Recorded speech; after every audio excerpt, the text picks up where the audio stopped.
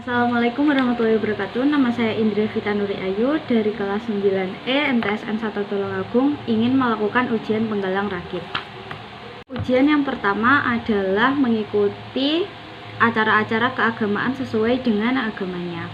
Tanggal 28 Juni kemarin saya mengikuti Hari Raya Idul Adha di masjid terdekat. Saya juga ikut dalam memotong-motong bagian-bagian daging dari korban sapi. Ujian yang kedua adalah membuat laporan singkat kegiatan keagamaan yang diikutinya. Hari Raya Idul Adha adalah hari raya untuk memperingati peristiwa kurban. Peristiwa ini diawali dengan Nabi Ibrahim yang diperintahkan oleh Allah untuk menyembelih anaknya Ismail. Nabi Ibrahim pun menyetujuinya sebagai bentuk kepatuhan kepada Allah Subhanahu wa taala. Namun saat hari penyembelihan Ismail, Allah menggantikan Ismail dengan domba yang diturunkan dari langit. Ujian yang keempat adalah dapat menyebutkan, membaca, dan menghafalkan serta memimpin 8 doa harian secara baik dan benar di hadapan Rabbnya. Yang pertama adalah doa sebelum makan, yaitu Allahumma barik lana fima razaqtana wa qina adzabannar. Yang kedua adalah doa sesudah makan. Alhamdulillahilladzi at'amana wa saqana wa ja'alana minal muslimin. Yang ketiga adalah doa sebelum tidur. Bismika Allahumma ahya wa bismika amut. Yang keempat adalah doa sesudah bangun tidur. Alhamdulillahilladzi ahyana ba'dama amatana wa ilaihin nusur. Yang kelima adalah doa sebelum masuk kamar mandi. Allahumma inni a'udzubika minal khubusi wal khaba'its. Doa yang keenam adalah doa saat bercermin. Allahumma kama hasanta khulqi fahassin khuluqi. Yang keenam adalah doa saat keluar rumah. Bismillahirrahmanirrahim. Allah la haula wa la quwata illa billahil aliyyil azim. Yang kedelapan adalah doa sebelum belajar. Raditu billahi rabba wa bil islami dina wa bi muhammadin nabiyya wa rasulah. Rabbi zidni ilma warzuqni fahma wa ja'alni minas solihin. Amin ya rabbal alamin. Selanjutnya dapat menceritakan sejarah Nabi Muhammad SAW. Nabi Muhammad SAW lahir di kota Mekah tanggal 12 Rabiul Awal tahun Gajah. Orang tuanya bernama Abdullah bin Abdul Muthalib, ibunya bernama Aminah binti Wahab. Abdullah meninggal saat Aminah mengandung usia 2 bulan. Setelah lahir, ia disusui oleh Halimah binti Sa'ad. Di usia 6 tahun, sang ibu wafat saat dalam perjalanan pulang ke Mekah setelah dari makam ayahnya. Kemudian Nabi Muhammad dirawat oleh kakeknya. 2 tahun kemudian kakeknya wafat.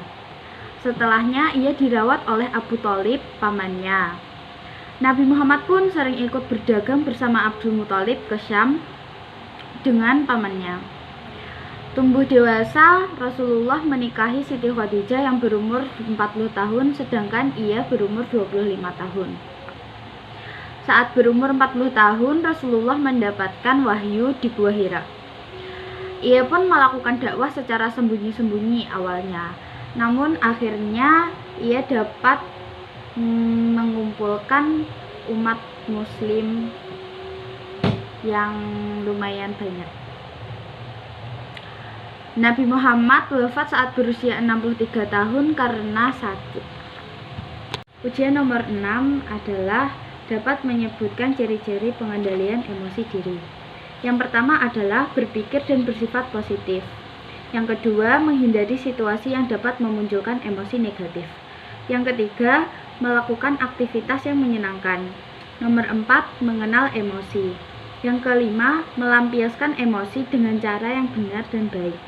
Nomor 6, menentukan prioritas. Nomor 7, menyadari dampaknya. Nomor 8, dapat menjelaskan tentang hak perlindungan anak. Hak perlindungan anak adalah segala kegiatan yang melindungi hak-hak anak dalam tumbuh, berkembang, dan berpartisipasi secara optimal sesuai dengan harkat dan martabat, serta melindungi anak dari kekerasan dan hal-hal negatif lainnya. Nomor 10 dapat menyebutkan tanda-tanda pengenal pada pakaian seragam. Yang pertama adalah tanda pandu dunia, papan nama, tanda lokasi kwarcap, pita gudeg, lencana daerah, tanda kecakapan khusus, tanda tutup kepala, tanda pelantikan, tanda regu, tanda kecakapan umum, tanda jabatan. Nomor 11 dapat membuat struktur pemerintahan dari tingkat kelurahan hingga RT di tempat tinggalnya. Kelurahan, RW, RT, dan keluarga.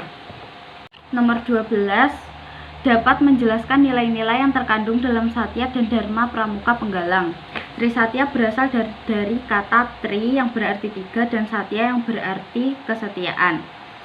Trisatya bermaksud 3 kesetiaan yang harus dipatuhi oleh setiap anggota pramuka. Dasa Dharma berasal dari kata dasa yang berarti 10 dan dharma adalah kebajikan yang berarti 10 kebajikan yang dijadikan pedoman oleh setiap anggota pramuka dan diamalkan oleh setiap anggota pramuka. Nomor 15 dapat menjelaskan sejarah bendera merah putih dan perlakuannya. Bendera merah putih berasal dari 2 warna, yaitu merah dan putih. Merah berarti keberanian dan putih berarti suci. Merah juga dilambangkan sebagai tubuh manusia, sedangkan putih sebagai jiwa manusia yang saling melengkapi dan dikiaskan seperti Indonesia. Perlakuan bendera merah putih harus dinaikkan secara perlahan dan diturunkan secara perlahan juga, namun tidak boleh menyentuh tanah. Nomor 16 dapat menjelaskan sejarah lagu kebangsaan Indonesia Raya dan perlakuannya. Sejarah lagu Indonesia Raya dinyanyikan oleh Wage Rudolf Supratman pada Kongres Pemuda II dan dinyanyikan secara khidmat sambil menghormat kepada bendera merah putih yang menjadi simbol negara kita. Nomor 17 dapat menjelaskan lambang negara dan perlakuannya. Lambang negara Indonesia adalah Garuda Pancasila. Di bulu lehernya terdapat 45 bulu yang menandakan tahun 45 Indonesia merdeka. Sedangkan bulu pada bagian sayapnya terdapat 17 helai pada masing-masing sayap kanan dan sayap kiri. Hal ini menandakan bahwa tanggal 17 Indonesia merdeka. Sedangkan di ekor bawah terdapat 8 helai bulu yang menandakan bulan 8 Indonesia merdeka. Di tengah burung Garuda terdapat Pancasila yang menjadi landasan pedoman hidup bagi bangsa Indonesia. Nomor 21 dapat mengolah sampah serta mempraktikkan cara pengolahannya secara komposting. Pengolahan komposting adalah sebuah program untuk mengolah sampah organik menjadi pupuk tanaman dengan cara mencampurkan bahan-bahan seperti sampah rumah tangga yang organik tentunya, lalu rumput-rumputan, daun-daun kering, juga serbuk kayu ke dalam tanah yang berlubang. Lalu ditutup lagi dengan tanah dengan menyisakan ruang kosong di tengahnya untuk pembusukan dan proses pembuatan komposnya. Lalu setelah 3 bulan atau 2 bulan bisa dibuka dan langsung dipakaikan untuk kompos terhadap tanaman. Nomor 14 dapat menjelaskan dan melaksanakan cara memberi salam pramuka. Salam pramuka ditujukan untuk memberi hormat kepada sesama anggota pramuka dan juga sebab fungsinya adalah untuk mendisiplinkan anggota pramuka baik di dalam organisasi maupun di luar organisasi. Salam pramuka. Nomor 28, tahu peraturan permainan 3 cabang olahraga yang dipilihnya dan dapat melakukan salah satu yang dipilihnya. Yang pertama adalah bulu tangkis. Peraturan bulu tangkis adalah permainan dilakukan dalam 2 babak, atau saat terjadi poin seri akan dilakukan 3 babak. Yang pertama, pemain tidak boleh menyentuh net. Yang kedua, dalam perolehan poin, pemain harus memasukkan bola ke dalam lapangan lawan. Sedangkan kita dapat mendapatkan poin saat lawan memukul bola di luar area lapangan kita. Yang kedua adalah sepak bola. Sepak bola kita dapat mencetak poin dengan cara memasukkan bola dengan menggunakan kaki ke gawang lawan. Sedangkan tidak boleh memegang bola dengan tangan. Lalu ada juga penalti, offside, dan lemparan ke dalam. Kiper hanya bisa menyentuh bola selama 6 detik saja. Yang ketiga adalah bola voli.